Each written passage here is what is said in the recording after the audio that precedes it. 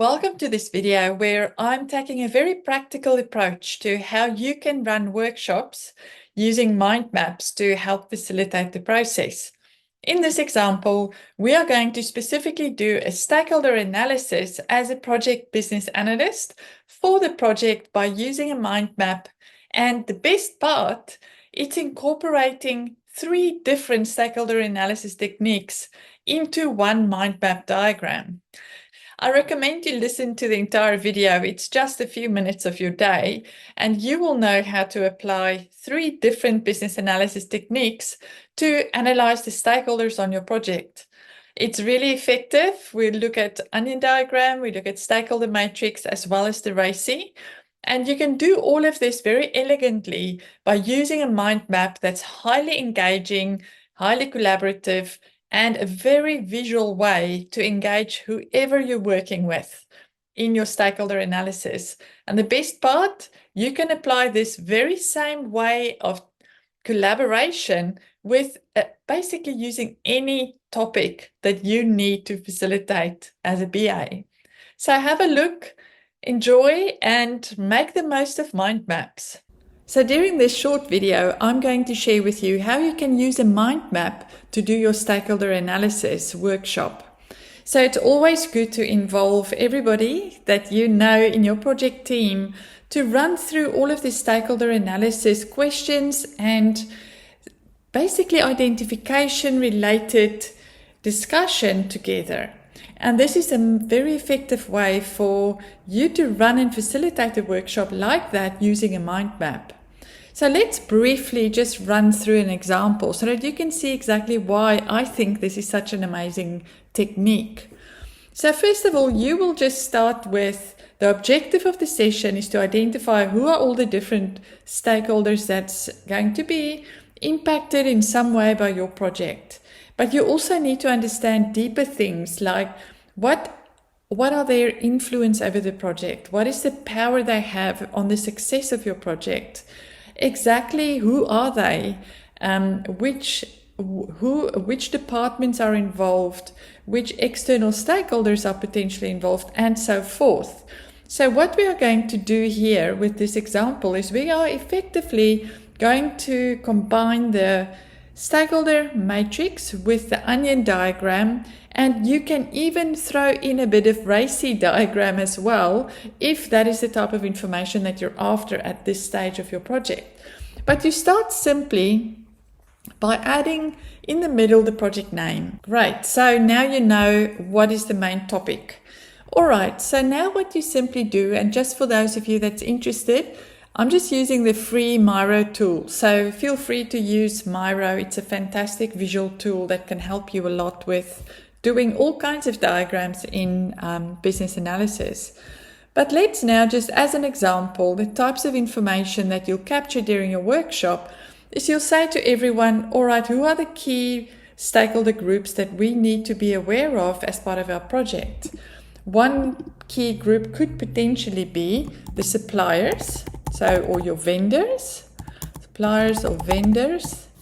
Then you could have who are your customers or your end users. You could potentially have the project team themselves. That could actually be quite a big team. So it's very important that you understand exactly who is who within your immediate team. And then, of course, groups like regulators could be another important stakeholder group. And with customers and end users, you may also have subject matter experts that might be involved that is not directly a customer or an end user. So let's just say SMEs, meaning subject matter expert groups and other specialist areas. Just for example, remember this is your diagram and your organization, so you will know what makes most sense. So then once you've got everybody on board and we've identified all the key groups of stakeholders that we need to be aware of and that we'll need to work with during our project, then you will start to identify exactly who they are. So in this case, we've got supplier A. We could also add supplier B, or whoever are the key suppliers that will be part of our project. In a similar way, you'll identify your customer groups. So that these might be external customers, or they may actually be internal customers to the organization. Here you could say there might be an external group as well. So let's call them external. And we can maybe go back and call these guys our internal customers.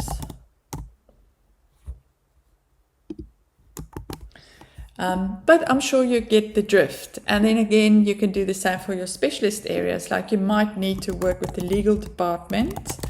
They might be very key to our success, so we need to engage them. And let's say the marketing department needs to be engaged as part of our project. And you brainstorm this within the team and everybody provides their input. Now what you do, and you do exactly the same on this side for who are the key project team members, identify who they are. And then you start asking questions that you would typically ask when you look at your stakeholder matrix, where you look at, okay, what is the power they have in terms of our success? And how much are they impacted? But so therefore, overall, what is their influence? But you will capture things like, for example, let me take the marketing department as the example, and let's choose something different here. Let's say we just want a few notes. So here we want to know how much are they impacted, so their impact level. Then we also want to know for them, how much power do they have? And therefore, this will help us understand their influence overall.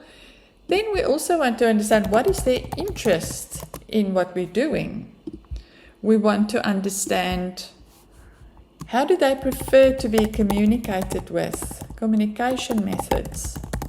So are they people that needs to be emailed on a regular basis, or we're going to run workshops with them? How do we actually engage with them? And you can potentially have key engagement people. Start brainstorming that. You may also want to look at, for example, what are their concerns with what we're doing?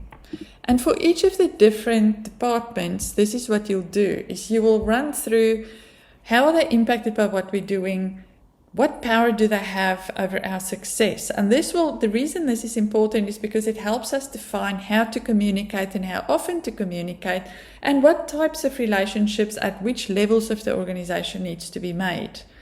And then interest, we'll look at what is their interest. So if we are replacing this department's solution that they use on an operational basis, then obviously their interest will be very high and they'll be very closely involved. And this will again define and help us understand how to engage with them. How do they prefer to be communicated with? Maybe here it's important to understand their geographical situation. Where are they? What are they used to? What type of information should we consider and plan for?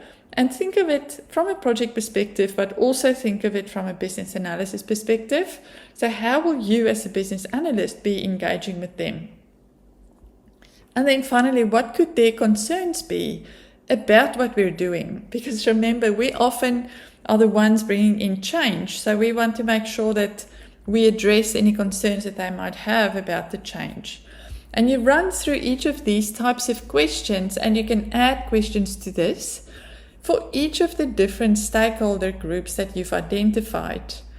And this way, before you know it, you've got a big mind map that tells the entire project in a visual way, in a collaborative way, exactly who are involved, what do we need to think about in terms of these different groups, and what would be our next steps. So this was just a really quick way that you can use the mind map to do workshops. Of course, you can do this for all kinds of topics. So what did you think of using the mind map to do a stakeholder analysis like this? You can probably also now see how you can do this very effectively across any topic. So hope you really enjoyed it, and I hope this is giving you a lot of different ideas of how to be an amazing business analyst. I look forward to sharing the next topic with you in the next video.